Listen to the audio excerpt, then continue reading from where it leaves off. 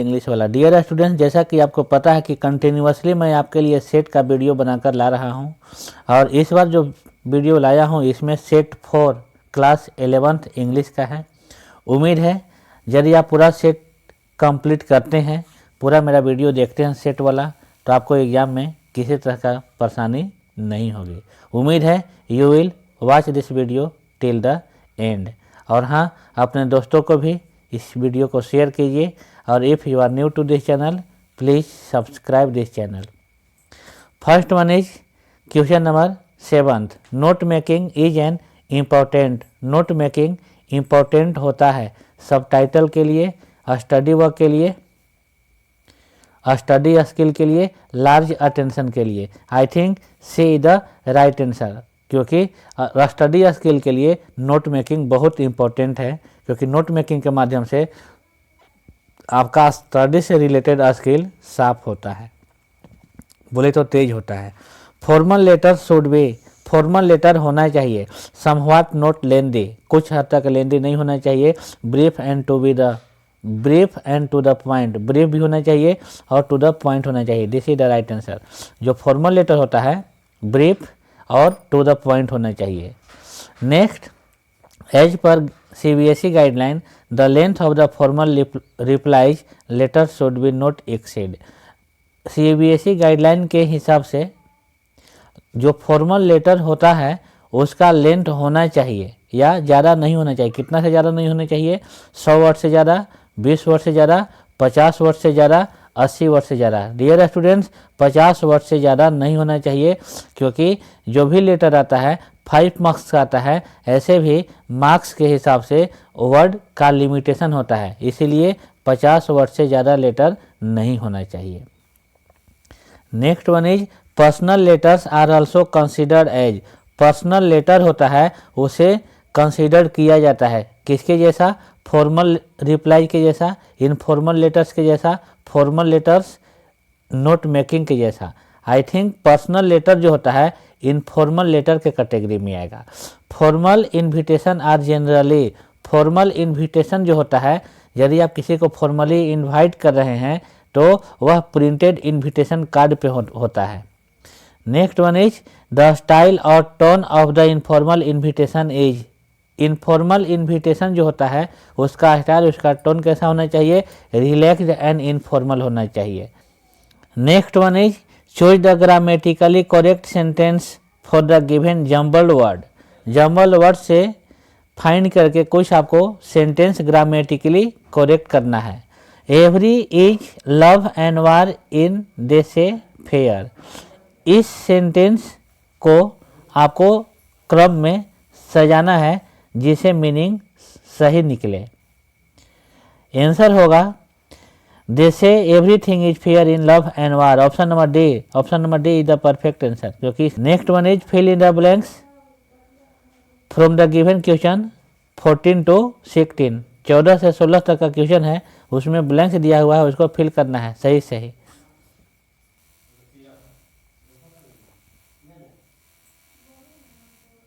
Question number 14, Johnny is dot dot dot English man determiners. इसमें आपको ए, the, N, none, none तो option आ गया, लेकिन आपको इसमें डिटरमाइनर फिल करना है। ए, द, एन। मेरे ख्याल से द नहीं लगेगा, ए नहीं लगेगा, एन लगेगा। Johnny is an English man. Next, he dot dot dot his my house. आपको जानकारी के लिए मैं यहाँ पर बता देना चाहता हूँ, he dot dot dot his my house, यह सेंटेंस ही गलत है। इस सेंटेंस को सही इस तरीके से बनाया जा सकता है, he dot dot dot in my house. In होगा, हिज के बदले में यहाँ पर इन होगा। अब आंसर होगा he lives in my house. Option number B is the right answer, इसलिए आप इस पे केयर कीजिएगा। 16, she ran to the station. She ran to the station quickly. Option number C और ऑप्शन नंबर ए दोनों सही होगा, क्योंकि दोनों में ऑप्शन क्विकली है। एग्जाम में आप कैसे टिक लगाइएगा मुझे नहीं पता है, लेकिन दोनों ऑप्शन सही एग्जाम में नहीं आएगा, कोई एक ऑप्शन गलत अवश्य होगा, इसलिए आप इस पर विशेष फोकस कीजिएगा। Next question number 17, next one is it is to it is to see it or to believe it. Choose the correct one from the following. इसका सही आंसर होगा option number C, it is to seen और to believed. Dear students, अब आते हैं हम लोग literature का क्वेश्चन आ गया। इसमें है read the following extract and answer the question from 18 to 21। इस पोएम के पार्ट को आपको स्टेंजा को पढ़ना है और इसके बाद जो क्वेश्चन दिया गया है उसको आपको सही सही बनाना है। तो पहले स्टेंजा को देखते हैं। I do not understand this child, I do not understand this child. यह पोएम फादर टू सन से लिया गया है। इस पोएम में फादर और सन में अंडरस्टैंडिंग नाम का चीज़ नहीं है। कब? जब फादर जो है, फादर का जो सन है वह कुछ यंग हो गया है। बचपना में तो फादर जैसे उसे बोलता था, फादर का बात तो मानता था, लेकिन और फादर भी अपने बेटा को समझता था, लेकिन जैसे ही वह उसका उम्र कुछ बढ़ा तो फादर उसको अब समझ नहीं पा रहा है। मतलब वो लड़का, उसका बच्चा क्या सोचता है, क्या उसको चाहिए, क्या उसका माइंड है, उसको समझ नहीं पा रहा। मतलब दोनों के बीच में कॉम्बिनेशन सेट नहीं हो पा रहा है। मतलब जैसे कि होता है ना जनरेशन गैप, वो दोनों में जनरेशन गैप का प्रॉब्लम आ रहा है। फादर सन को नहीं समझ पा रहा है और सन फादर को समझ नहीं पा रहा है, हालांकि दोनों एक ही घर में रहते हैं। देखिए, I do not understand this child, मैं इस बच्चा को नहीं समझ पा रहा हूँ। दो वी लिव्ड टुगेदर नाउ, हालांकि हम लोग दोनों एक ही साथ रहते हैं अभी भी। इन the same house for years, और उसी घर में वर्षों से अभी रह भी रहे हैं। I know nothing of him, फिर भी मैं अपने बच्चे के बारे में, अपने बेटा के बारे में कुछ नहीं जानता हूँ। So try to build up a relationship from how he was when small, इसलिए मैं कोशिश कर रहा हूँ उसके साथ पहले जैसा रिलेशन बनाने के लिए, उस समय जब वह एकदम छोटा था। इट हैव आई किल्ड, इस लाइन लास्ट लाइन में यह मेंशन किया गया है, इट हैव आई किल्ड। इसको अफसोस हो रहा है फादर को कि क्या मैं अपने बेटा को नहीं समझ पा रहा हूँ, जो रिलेशन हम लोग के बीच में अच्छा नहीं चल रहा है, तो क्या उसमें मेरा ही गलती है। अब आंसर में देखते हैं। Home code the narrator not understand, narrator जो है किसको समझ नहीं पाया। आई थिंक हिज चाइल्ड, अपने ही चाइल्ड को समझ नहीं पाया। The narrator of the following extract as, narrator जो है मतलब उस ऊपर का जो स्टेंजा दिया गया है उसका नरेटर कौन है, कौन यह बात बोल रहा है, तो I think father. The following extract has been written by, जो ऊपर का स्टेंजा दिया गया है जो भी हम लोग पढ़े हैं वह लिखा गया है किसके द्वारा, तो एलिजाबेथ जेनिंग्स के द्वारा लिखा गया है।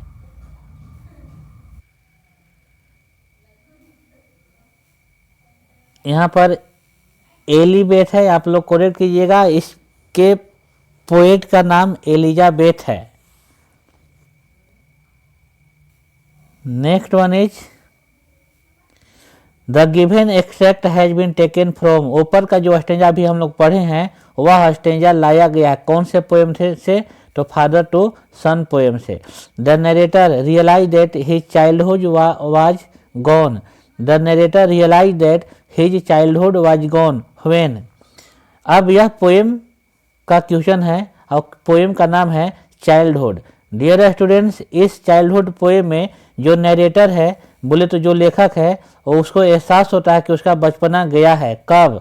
His mother came, sorry his moustache came up, जब उसका दाढ़ी मूछ आ गया तब। He got his beard grown, उसका दाढ़ी मूछ निकल आया तब। ही रियलाइज दैट एडल्ट्स वे are not all the same to be, उसे जब उसे एहसास हुआ कि एडल्ट जैसे होते हैं वैसे नहीं दिखते हैं तब। He fall in love, I think option number C the right answer. Who is the poet of the a photograph, a photograph poem के पोएट का नाम क्या है, Shirley Toulson. The two girl cousins went, दो चचेरी बहनें कहाँ गई थी, पेडलिंग के लिए। Who lived in the same house for years, एक ही घर में वर्षों से कौन रहते आ रहे थे, son and father. The word prodigal means same age. The word prodigal का मीनिंग क्या होता है? तो एक्स्ट्रावेजेंट। प्रोडिगल का मतलब खर्चीला, एक्स्ट्रावेजेंट का मतलब खर्चीला। Next one is this child is built to my design, who is the speaker. यह बच्चा, हु इज द स्पीकर, इस सेंटेंस को कौन बोला है? The mother, the father, the teacher. Right answer is the father. That's hidden in an infant's face. Infant face में that is hidden in an infant's face, यह या वह infant के चेहरा में छिपा हुआ है। क्या छिपा हुआ है? तो सम फॉरगोटेन प्लेस। यह पोएम चाइल्डहुड से क्वेश्चन लाया गया है, जिसमें पोएट का बचपना भूला जाता है। वह बचपना को खोजते खोजते परेशान हो जाता है, नहीं मिल पाता है, लेकिन अंततः एक इन्फेंट का चेहरा देखता है, उसमें अपना बचपना को उसे याद आता है। The top voice in the poem belongs to. The top voice in the poem belongs to. Poem में दो वॉइस बिलोंग करता है, क्या चीज़ से? किससे? फादर एंड सन से। तो ये फादर टू सन में दो व्यक्तियों का वॉइस है, एक फादर का, एक सन का। Next one is the world's first nationwide green party was found in. विश्व स्तर पे दुनिया का पहला ग्रीन पार्टी फाउंड किया गया था न्यूजीलैंड में 1972 में। The concept of sustainable development was popularised in. Sustainable development क्या होता है आप लोग को पता है, बताया गया था, फिर भी सस्टेनेबल डेवलपमेंट का मतलब समझ जाइए कि धरती का रिसोर्स जिसको यूज किया जाए और यूज इस हिसाब से किया जाए जो न तो कम हो रहा है न तो ज़्यादा हो रहा है। और यह ऐसा क्यों किया जाता है? तो फ्यूचर को ध्यान में रखते हुए। तो यह सस्टेनेबल डेवलपमेंट का कॉन्सेप्ट जो लाया गया था, कब लाया गया था? तो 1987 में लाया गया था। The World Commission on Environment and Development popularized the concept of। World commission जो था इन्वायरमेंट एंड डेवलपमेंट के बारे में, the world commission on environment and development popularise the concept of. जो वर्ल्ड कमीशन जो था इन्वायरमेंट एंड डेवलपमेंट के ऊपर जो कॉन्सेप्ट पॉपुलराइज किया था, वह कॉन्सेप्ट था सस्टेनेबल डेवलपमेंट का, सस्टेनेबल का। The 20th century brought about further changes inspired by the West। Next one is wonderful old tale is told about the painter। Wonderful कहानी कहा जाता है, वो भी पुराना कहानी, किसके बारे में? कौन से पेंटर के बारे में? राइट आंसर इज ऊ दाओजी। ऊ दाओजी के बारे में वंडरफुल टेल कहा जाता है। ऊ दाओजी लिव्ड इन, ऊ दाओजी रहते थे 8th सेंचुरी में। वह ऊ दाओजी जब पेंटिंग का काम करते थे, जब जिस जमाने में रहते थे उस जमाने का एरा था, टाइम था 8वीं शताब्दी। The word silence in the poem father to son refers to.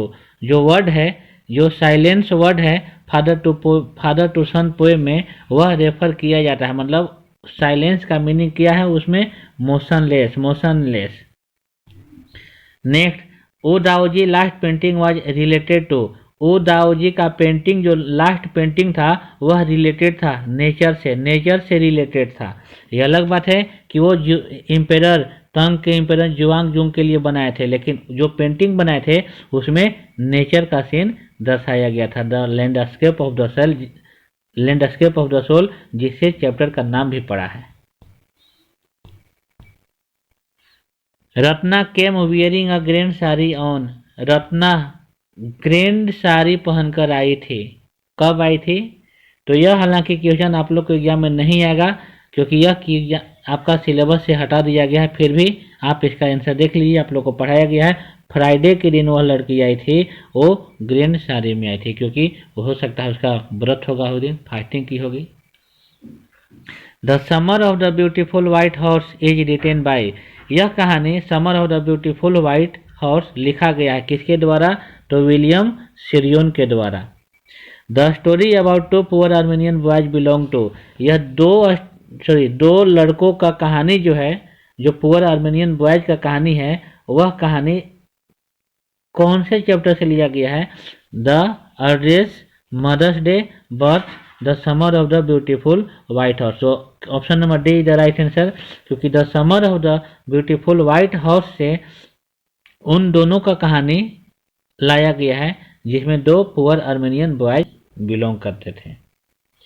Dear students, इस तरह का वीडियो प्राप्त करने के लिए एग्जाम से पहले तक आप मेरे चैनल पर एक्टिव रहिए, मेरे चैनल को सब्सक्राइब कीजिए। यदि आप सब्सक्राइब नहीं किए हैं तो मैं आपसे एक बात कहना चाहूँगा कि यदि आप एग्ज़ाम तक मेरे चैनल को मेरे चैनल पर वीडियो को देखते हैं तो आपको एग्ज़ाम में हर एक तरीके से हेल्प मिलेगी। और हाँ, एग्ज़ाम के जस्ट बाद आपका क्वेश्चन जो आएगा उसका आंसर के मेरे चैनल पर अपलोड होगा, तो आप एग्ज़ाम के बाद अपना क्वेश्चन को मिलाना मत भूलिएगा।